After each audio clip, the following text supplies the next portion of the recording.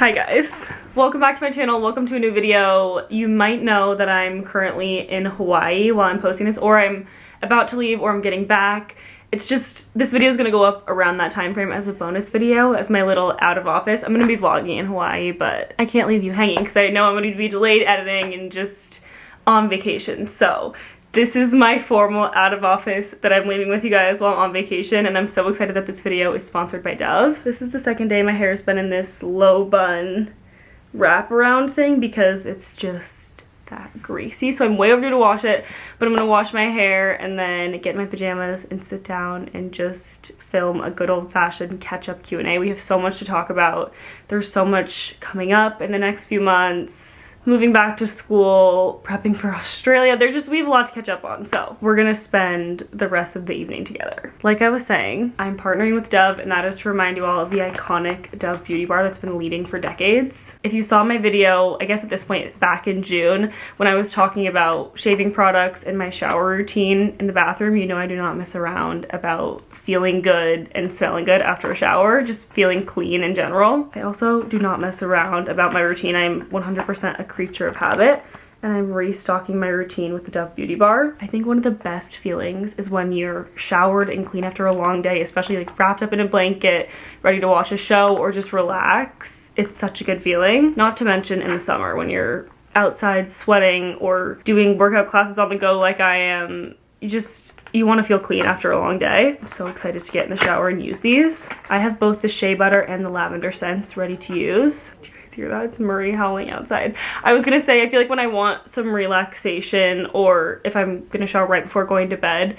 my go-to would be the lavender. And if I'm craving like a rich and creamy lather, I would go for the shea butter. Of course, they both smell incredible, but more importantly, they're gentle, hydrating, and the #1 dermatologist recommended bar, and they're just iconic. You can't really ever go wrong with it, and I believe they belong in every elevated and effective routine. I will leave some videos here on the screen. You're gonna come with me into the bathroom, into the shower actually, so that's what you're seeing now on the screen, but this stuff will just lather up, leave you feeling clean, but not tight, just smooth and soft, if that makes sense. Let this be your sign to incorporate the Dove Beauty Bar into your routine this summer. Like I said, it's iconic and deserves a spot in everybody's bathroom. I'm gonna pick up my pajamas. I also, guys, if you've been following along, you know about the washer. I've briefly mentioned it here and there, but our washer's broken, and I'm just looking at my bed with a big fat pile of laundry on it and no sheets, because my sheets have been through the dryer 3 times today because it keeps going unbalanced. It's just a whole mess. Anyway, we're getting a new dryer, or new washer tomorrow. Did I say dryer? Whatever I said. We're getting a new washer tomorrow. Praise the Lord, because it has been kind of a mess. That being said, the sheets are in the dryer, so I'm gonna be extra. The feeling tonight when I go to bed is just gonna be elite. Very fresh and clean, and with brand new sheets on the bed.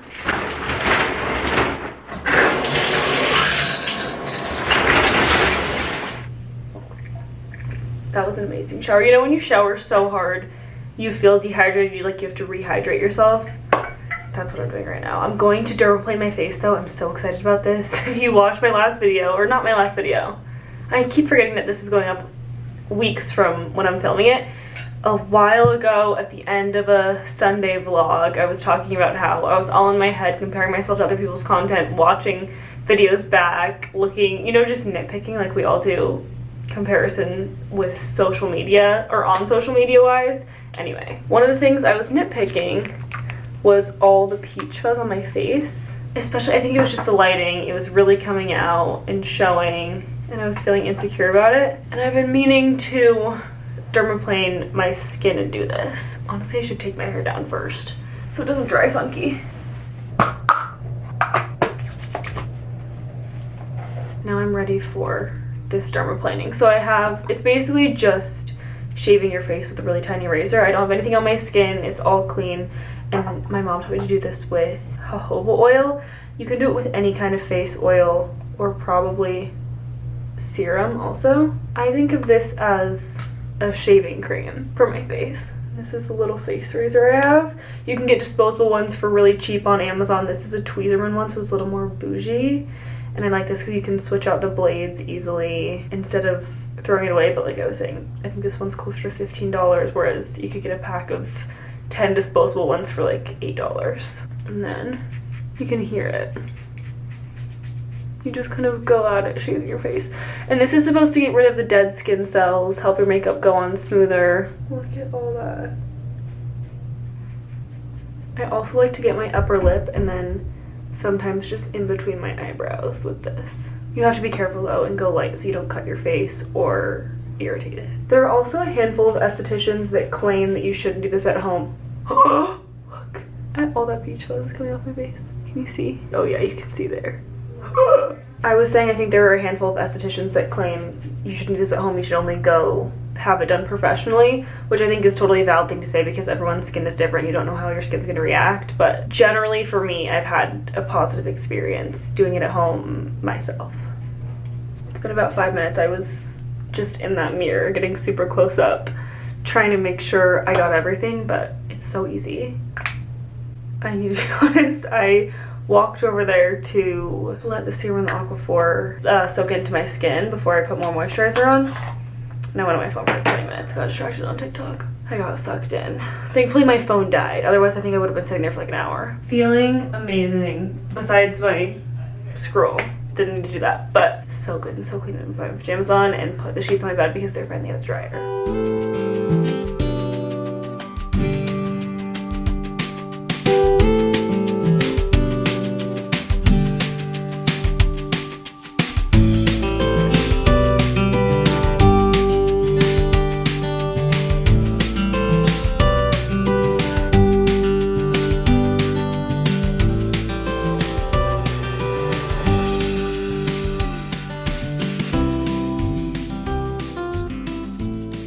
Hi guys, obviously it's not nighttime anymore. I got so carried away cleaning my room and then I went on my computer to work, and by the time I was done working it was so late and I was thinking I'm not gonna have the bandwidth to answer these questions that I want to answer. I screenshotted them, I went through and I screenshotted all the questions I'm going to answer, and I want to answer them all with intentionality. So I'm back today for the Q&A portion of this. I just made a protein smoothie. It's really nothing special. It's just vanilla protein and milk. I'm trying to up my protein intake, but it's finally time for us to sit down and chat. Like I was saying, I screenshotted all these questions. If you're not following me on Instagram, please feel free to go follow because I always ask for questions and video ideas and stuff on my Instagram stories. So if you want to be involved, or if you have any other questions, feel free to leave them down below in the comments. If they're not like super, I don't know, deep, I'll try to get back to as many as I can in case your question wasn't answered, but I have them here ready to go, so we're just gonna dive in. I love this first question. Somebody asked, what was the biggest difference between your freshman and sophomore college years? This, I wish I would have heard somebody say this to me, or I wish I would have believed this more during my freshman year, but my sophomore year was so much better than freshman year because I wasn't in the dorm. I think I had a sense of community. That's probably the biggest thing, was the sense of community, because leaving to go to school, I didn't know anybody. I was leaving everything that I was comfortable with to go to a brand new place with brand new people, brand new culture. Everything was a fresh start, whereas going back sophomore year, I had friends and I had community, and immediately I felt that. Getting back to school, I was so excited to see my friends. I was so excited to move in. So I would say comfortability and community. And I look back during my freshman year, and I'm sure if you watch my videos, I seemed very happy and I was really making the best of the situation, the triple dorm. But looking back now, I don't know how I did it, because it was so much work and just really difficult logistically to film my life and share my life online while I was sharing such a small space with 2 other people. I loved my freshman year roommates and we had so much fun together in that room, but I look back with, I guess, mixed feelings about it. And it was such a fun year, don't get me wrong, and I learned so much about myself. I think it was so necessary for my own character development and personal growth, but it was rough to leave. So community and comfortability were 2 things that I had more in my sophomore year that made the experience a lot better. Worst experience you've had sorority-wise? This, I've been racking my brain about this question because I can think of an experience I had during recruitment, which I'll get to in a second, but there was no really big, horrible experience that I had, or I've had so far in DG. I think the hardest things have been the fact that there's cliques and, you know, people are exclusive with their groups, but I think that's bound to happen with any large group of people. It was hard at times that not everybody shared the same faith, you know, living in a house with 75 people. But I think that came down to me and my own upbringing because I was so used to being in environments where everybody shared the same faith, going to private school my whole life. But the thing from recruitment that sticks out to me is I was just so nervous. Everybody is so nervous going through recruitment because you're going to all these houses talking to all these gorgeous girls that are part of these social groups that you want to be in. It's just a weird thing, and it is very much a worldly thing. But I was nervous, and I'm a sorority legacy. So I'm the daughter of somebody who was in this specific chapter. If you watch my videos, you know the chapter. Allie is in this. Like, there's no hate on this specific chapter. It just, I think, was a bad experience that I had during recruitment. And so I went into this house, and it was the last day, or the last party of the day. So there are different parties all throughout the day. Parties are just, you line up outside the house, you go in, and you talk to the girls. Everybody sees, it's like a mutual selection process. So if you click with a girl, you can invite her back the next day, and vice versa, for the most part. So I went to this house for the last party of the day, and I was so excited because I was like, I'm a legacy. I could talk about how my mom was in this sorority. And I was talking to the girl, I can't remember if I've ever told this story. I was talking to a girl in the house, and she looked at me, and first of all, she was so just not engaged in the conversation, which I understand because these are long days, everybody's talking to each other, and it gets so exhausting because everybody is so burnt out. Your social battery's fried by the end of the day. But she looked at me after she seemed a little bit distracted, and she was like, I'm so sorry if I'm not paying attention to you right now, if I seem like I don't care, because I really don't. And I was like, okay. I just froze. I didn't know what to say because I was like, okay, so she's not listening to me, so whatever I say in this, and of course I didn't get invited back because I had put them down, I'm pretty sure, to go back to the house, but they didn't invite me back, and so I didn't get invited back. And I was like, that was just hurtful. But I don't know, if there hasn't been a big standout horrible experience, which I'm really grateful for. What would you say is the best part about being in a long distance relationship? I love this question because people are always asking, what are your tips for long distance relationships? Is it as hard as it seems? You know, just I guess wanting to gain insight on the experience, which I totally understand because that was me exactly 2 years ago. If any influencer posted a Q&A or I saw anyone who was in a long distance relationship, I was like, please tell me what I need to know. But as hard as it can be, there's so much good and so much growth that can also happen in a long distance relationship. So my favorite part about being in it is the fact that I never have to, when I'm at school, turn down hanging out with my friends because I have plans with Matt. I don't want that to come off the wrong way because if Matt and I went to the same school, I like to think I would prioritize him, and I do prioritize being on the phone with him, that kind of thing. But my time in college with my girlfriends is so sacred to me. Matt and I both prioritize each other, but we also have such strong friendships in our life that almost come a little bit before our relationship. And at this point, obviously if it was later in life and we were more than dating, it'd be a different conversation. But I feel like our friendships are just so important to both of us right now, and I love that we're able to prioritize that. And I also love that we're able to focus on our independence. I like to think it's setting a good foundation for the rest of our relationship because we both are not, and like maybe I was a little bit when I left at the beginning because I just had such a hard time. I was heartbroken and distraught about leaving Matt and leaving home. I have a very vivid memory of driving from Denver to Boulder, and I was looking out the window and just silent crying because I was like, what have I done? Did I make the right decision going here? It was just so many mixed emotions that year. So I was gonna say maybe I was a little codependent, but at this point I don't feel that way because we are both so solid in our independence. Okay. Moving on. Best Pilates socks. I love the ones from Souls LA or Ollie Rose. I love Ollie Rose especially because it's a local brand to Orange County, and I think they're doing a park collab.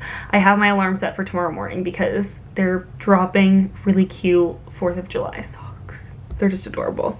Tell us more about you going abroad. Okay, I totally understand. I think somebody else asked too, or they said that they were confused about the abroad situation, so I will lay it all out. So I'm not going abroad this next semester. I'm going abroad in the spring, and I'll be in Sydney, Australia. There's still so much I don't know because the application technically isn't due until September. So I could change my mind. I could go to Europe. There's still so much time for decision making, but I'm pretty solid in my decision to go to Sydney, and I'll be there. I don't know if I'll start in January or February, but I'll be there for all of second semester, probably through early May. And it's an exchange program technically, but they're not sending somebody to the US in my place.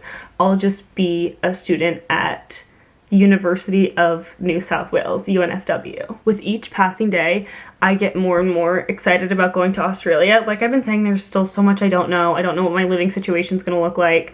I'll either be in student housing or independent housing. I think it just depends what my friends in my sorority do that are going there, because I would much rather live in community with them versus living alone. Maybe I would live alone, but I feel like it would just be very isolating being in a brand new place, living completely by myself. So I might need to find a roommate.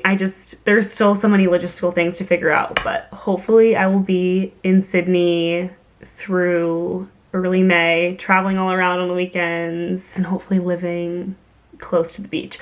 Every day I follow a new Australian brand or storefront or coffee shop, workout place in Sydney and Bondi Beach, and I'm just so excited. I have this little thing up here. My new friend who owns this Australian brand sent me one of her robes, and I look at this every day with excitement. Next question, could you imagine a life without YouTube / being an influencer? At this point, no, because my brain is just so hardwired for this job because I've been doing it since before COVID. So it's been a long time. I started when I was like 14, and then I really started to get consistent with it during COVID, and the rest is history. I think if I wasn't doing this though, I would have a job somewhere else that was very involved, because I love to work. I'm a workaholic, and I'm always just looking to do the next best thing or make whatever I'm doing better. So I think I'd be doing something probably in a creative space or a very involved job, internship, I don't know.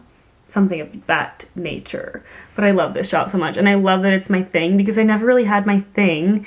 Growing up, I was a cheerleader, but I wasn't super into any other sports. I wanted to quit softball. I was so glad when COVID happened and I didn't have to do high school swim anymore. I loved high school swim, but I realized that I loved it for the social aspect. And I wasn't big into fine arts. Like I never did musical theater. I played the guitar for like 2 seconds. But I never really found my creative thing until I started doing this, and I feel like I just unlocked that when I got consistent with this. So pretty much no, can't imagine things any other way. What are your parents strict about? I feel like they seem so chill. Okay, my parents are so chill, but they're so chill now. They were not chill when I was in middle school and high school, but I also never really gave them a reason to be concerned about me. Like I didn't want to break the rules. I didn't want to go rebel. I feared rebelling my parents, or I feared getting in trouble with my parents. I did not want to get in trouble. I did not want a consequence, and I didn't want to disappoint them. Now, obviously I still don't want to disappoint them. I still don't want a consequence, but I'm 20. Getting to the point where I'm more like friends with my parents than I am their young daughter who they need to discipline. They're very chill. But that's because I feel like we've developed such a good trusting relationship. Everybody in my family has each other's location. I don't have a curfew anymore because I'm in college, but I don't want to be coming home at like 3 in the morning. The big thing that I can think about, the big rule that I would always break in high school was the curfew, because I'd be hanging out with Matt, I'd be at his house, we'd be watching a movie, and I was like, I just want to come home on my own terms. But obviously that wasn't the case. But that was the only thing I really struggled with. And my dad would be like, he would watch the cameras and watch for me to come in the house, and I wouldn't get in trouble necessarily, but I'd hear from him if I was like 2 minutes late for my curfew. But that's kind of it. Another thing I think about in regards to that whole topic is how seen my parents always made me feel. They were very, I feel like for the most part, non-judgmental about things, and it made me feel like I was safe to come to them with kind of anything. They always told me, you know, we will pick you up at any time of the night, wherever you are. All we care about is that you make it home safely. We're not going to ask any questions, just that kind of thing. So I feel like it's developed into a very trustworthy relationship over the years. How do you navigate boundaries in your relationship? This is a very multifaceted question, because I know what you mean, because there are physical boundaries, there are family boundaries, work boundaries, like just, you know, boundaries in every area. And I'm learning more about this beyond my relationship, because I always have a hard time saying no to things. Even when my neighbors ask me to babysit, like somebody asked me to dog sit this week, and it made me feel so guilty to say no. Even though I had plans, I was like, I want to spin the world so that I can say yes to this person, and accommodate them. I've always had a hard time saying no. But I think it comes down to always having an open line of communication and having your independence. Everybody always says, you know, communication is key in a relationship. And for a long time, I thought that meant just like checking in with each other, you know, texting all day, communicating back and forth. But it's a deeper communication where if you feel a certain way, you have to express it, because if you keep it in, you're just going to resent the other person. And this goes for all relationships, like friendships, family relationships, everything. And this, where was I getting at? I had a good thing going. I think I was just reiterating the importance of, yes, communication is key in a relationship, not just communicating back and forth, how are you, good, how are you, actually going below the surface. Will you ever get back into running? I don't know. I love cardio. I love cycle. I feel like cycle has replaced running for me for now while I'm at home, but I hope so. I just will have to take it very slow and work my way up mileage wise very gradually. But I have all the stuff where I have the running shoes, and I was loving it in the beginning when I wasn't in pain, so hopefully. Okay, next question. If it's okay, can you talk more about your brother? Why don't we see him ever? LOL. Yes, so my brother's name is Matthew, which yes, it's the same name as my boyfriend, but I call my brother Matthew and I call my boyfriend Matt. So in my mind, they have two different names, but he majored in criminal justice and he wants to work in law enforcement. So he's just generally a more private person, hence why he's not really in the vlogs as much. But we're going on a family trip, hopefully I'll be vlogging, to visit Allie up in Lake Arrowhead for the 4th, so I'll see if I can get him in some videos. How did you get the summer jobs / internships that you have? They look so fun. Thank you.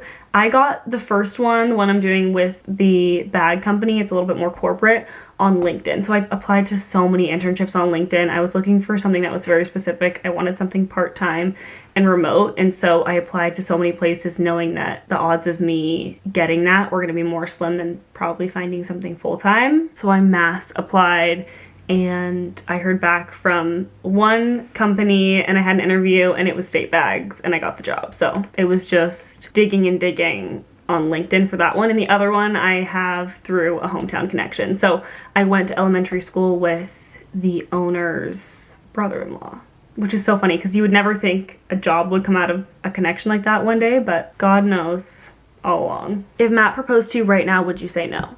I would say you need to get up right now off your knee because we both need to graduate. What places are you most excited to see in Australia? I'm excited to see everywhere. Specifically, I'm excited to see Sydney, which will hopefully be my home base. Manly Beach there, Bondi Beach. I'm excited about Melbourne and the Gold Coast. I would love to see Queensland, Noosa Heads. The Great Barrier Reef is a big one, and this is not Australia, but I would love to see New Zealand and Bali, Indonesia, if I can. I am bursting at the seams with anticipation for Australia. I'm also a little scared because it's so far away, it's such a long flight, and I don't really know anybody. I know actually a couple people there, but not anyone that I know closely, and there's just so much that I still have to learn. So a little scared because I don't have very many expectations, but mostly excitement. Where do you see yourself living after college?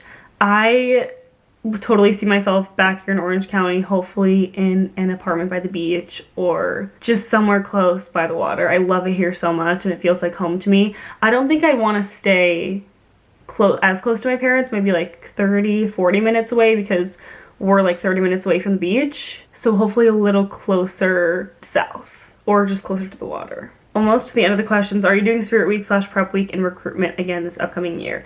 Yes, I am, and I'm so excited. It's such a fun week, and I'm gonna bring you guys along for as much of it as I can this year. Okay, last question. What would you say is the best thing you've gotten so far out of your college experience? This is such a great question because I hope that somebody going to college in the fall is watching this and they can be excited for their college experience, because I know I've talked about, you know, a handful of bad things, how hard it was my freshman year, but I've gotten to the point where I love my college experience so much and I'm so excited to go back. I think the change will always be hard for me going from home to school because I'm just so comfortable here and there's so much newness every year. My first year it was the dorms, last year it was moving into the house, and now we get to move into a home, and there's so much I haven't done. Last year I had so much ready to go. I had my whole room planned out. I had so much stuff purchased. This year I'm just like, we'll figure it out because my life is half there. You know, I have so much stuff sitting in a storage unit, and it's all, my life is in Colorado, but my life is also here. And I think the biggest thing college has taught me is just how to gracefully deal with change, and also so much personal growth. College kind of teaches you how to be an adult, and not just college. I think moving away or being on your own in any sense teaches you a lot of those same things. So even if you're not going to college, if you're choosing a different path, there's still so much room for personal growth. And I think these are the years that that's happened. But for me specifically, college has brought me that, I think, faster than anything else. It's also solidified me in my faith so much because, and this is not to say I haven't made any wrong decisions in college. I've made so many bad decisions, and I've done things that I regret, and that's just life, and it's just part of growing up. But I've seen people just not ruin their lives, but make these crazy decisions where I'm like, if I didn't have my faith as my guiding light, I don't know what kind of decisions I would be making. So it's really solidified me in my faith and brought me, I like to think, to a more mature faith. That's what I would say. That comes to my mind with that question. We're waiting for the new washer to arrive. It's supposed to come, I think, in the next hour and a half. Anyway, that's all that I screenshotted. So like I said, if you have any other questions, I will try to answer as many as I can down below. Thank you guys so much for watching this video. Don't forget to shop the Dove Beauty Bar, and I hope you're having a fabulous, amazing summer. I'll see you in the next one. Bye guys.